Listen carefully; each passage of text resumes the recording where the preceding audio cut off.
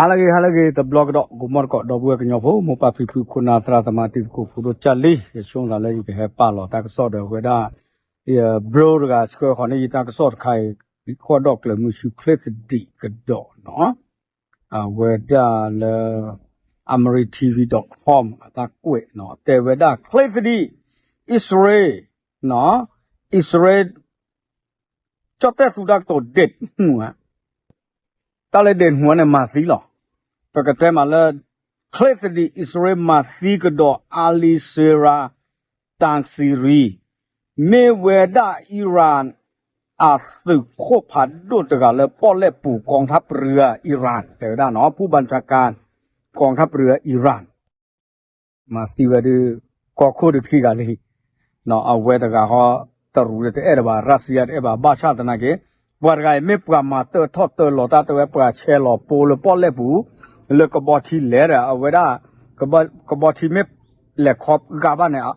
เอาไว้ได้อัดโรอโปสิบ้านเนี่ยกับปูรอดกันเลยลู่ไว้ได้ก็บอทีสิผ้าน้อยกวยเราไว้ได้อิสราเอลเด็ดหัวอาลิสเตราตังซีรีผู้บัญชาการกองทัพเรืออิหร่านผู้อยู่เบื้องหลังวางทุ่นระเบิดปลดช่องแคบฮอร์มุสสังเวยปฏิบัติการทางอากาศสุดแม่นยำกวยเราไว้ได้ทีนี่แต่เวด้าเลยปวดกายหล่อปวดป่าหล่อโฟเลยป้อนเล็บเลยฮอร์มุสป้อนเล็บเกี่ยกลอดเดจิตลุ่นเนี่ยโดยอิสราเอลเนี่ยสุเวด้าเริ่มมุพพออัตคาเนี่ยเบลอเวด้าดูมันนี่หรอเนาะแต่เวด้าคอมมิวปวดกายให้เช่นเล่เช่นบูซาเดกโตดูด้วยจีอเมริกาเดอิสราเอลเนี่ยเวซิลีเนาะปวดกายหล่อเลยตักซอบูแพ้ก่อแพ้หามาตะกันเนี่ยเอาไว้ได้เนี่ยดานาลีทูกลีเนาะอิสราเอลปกดาลีเนาะแต่ชีนุยนารีไปกันแต่มาเจนารีเตชีคุยมันนี่เนาะแพ้คิชิคุซอแต่นิญาดอทหารญาเนาะคิโตคิชิคุยเนาะเกเวดาบ้าเขาเลยประดบผัดโดเลยสู้กับบ้าและอิสราเอลเนี่ยกวยเราเวดามีและคัสประกาศว่า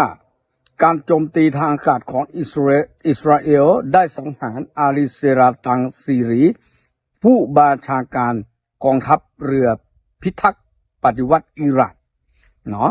เอาเวดามาซีเวดาขาซีเวดา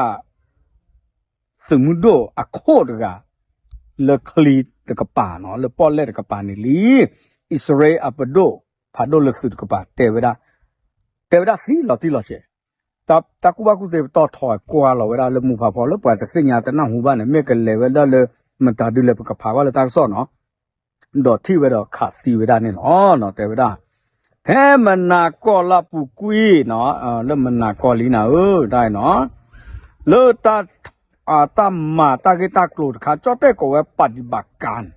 ปกติมาเลยตาทอตาดูเลยกะลีกลาสิผ้าเนี่ยเนาะเบลเวดาโดมาดอชูเวดาเนี่ยหรออิสราเอลสมุดโดมาฮากอมาลอมาคุยเวดาอิราอัฟโคเลปอเลปูตกาแต่เวดาเนาะกองทัพเรือพิทักษ์ปฏิวัติเนาะปวาละอากาปูทตาเบลทตาปวาละกามาโซทตาดออากาตะคูรอปวาคีดกันเนี่ยสุโคผาโดดกาลาปะพลาสาซีเวดาลี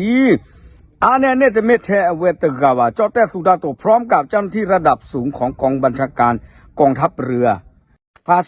กล่าวว่าแถลงการทางวิดีโอเนาะ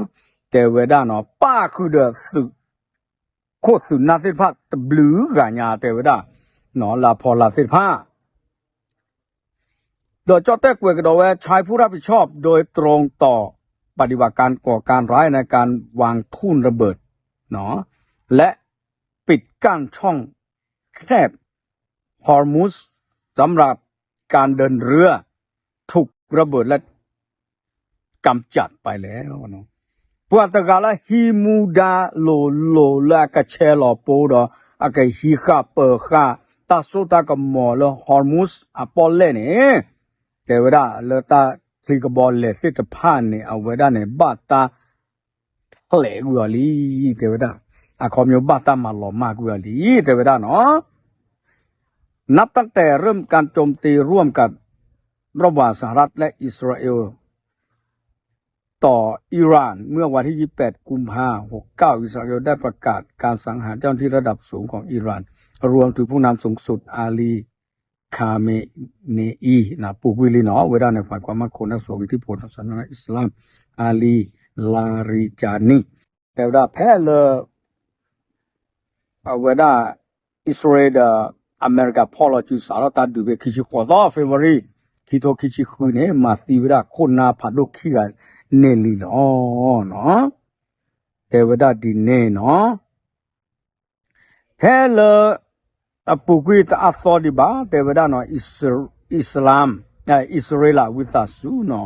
อิสราเอลสมุดโดขากระโดเวดา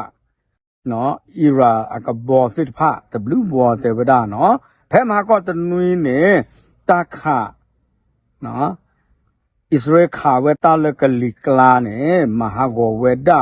อิรากบอดูสุสิทธะตบลูโคเลปอลเลปูเลแคสเปียนเนาะแคสเปียนเนาะดอป้าคุเซกอดอกบอดูสุลาดอสเดกโลคลิมอสาสิทธะเลกเปอค่ะกบอเลอะเลเววกบอดูสุลาอากาสิทธะนี่หรอตากระสอนเนี่ยป่วยเวลาป่วยนี่หรออาคอมโยกว่าตะกาเลยให้ปะพลาทอสาชูเพตะซอคิซอตอปูเพตะนุยตอปูอิสราเอลดูทัวเกลีเนี่ยหรอคอมโยอิสราเอลพิาเวียสเกลีกระโดดตะกาลีพิาเวียกบับเปอร์รอตะกาลีกันนาว่าตาอิสตาหันยาอีเนาะเอาเวลาตะนิญาอีปกติบาตากระสอบาชาตากระสอเลอิรากก็ดูกหาทอลีบาชาเลยก็จอเตเลเปกกว่าเราออนไลน์ปูเนี่ยก็บ่ขอจูพูอยู่ช่วงหน้าแคมนาดิก็เปิดทออิราก็โคกเตดีเลยดอกปัวแล้วก็ให้ทอกระดาเลยเวสึมุโดสึโคพัดโดอลอตะไกกะโตดีเลยบ่บักขอกว่าเนาะอิสราเอลเนี่ยมาราพัสญานะเตพลุๆลงนะโอเคเนาะตากสอดูผู้ก่อผู้ป่วยเราโอชูเคลป่วยตาอยู่ยอปากแก